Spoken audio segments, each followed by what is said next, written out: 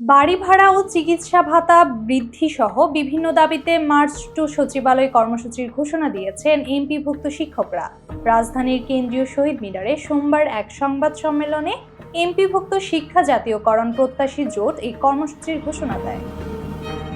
সংগঠনের সদস্য সচিব অধ্যক্ষ দেলোয়ার হোসেন আজিজি জানান, আমাদের ন্যায্য দাবি আদায়ে বারবার আবেদন জানানো হলেও সরকারের পক্ষ থেকে কার্যকর কোনো পদক্ষেপ নেওয়া হয়নি। তাই আগামীকাল মঙ্গলবার সচিবালয় অভিমুখে পদযাত্রা করা হবে।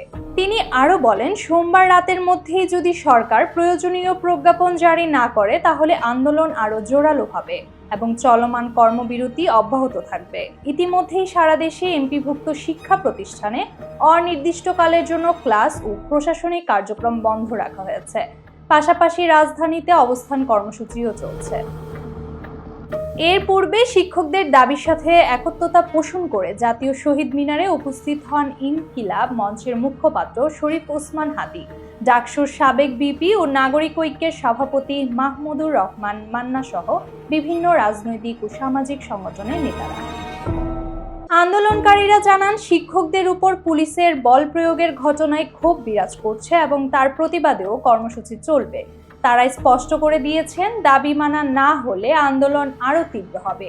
এর আগে প্রেস ক্লাবের সামনে অবস্থান কর্মসূচি থেকে সোমবারের মধ্যে দাবি আদায়ের আলটিমেটাম দেওয়া হয়েছিল, তবে পরিস্থিতির উত্তাপে কর্মসূচি একদিন এগিয়ে আনা হয়।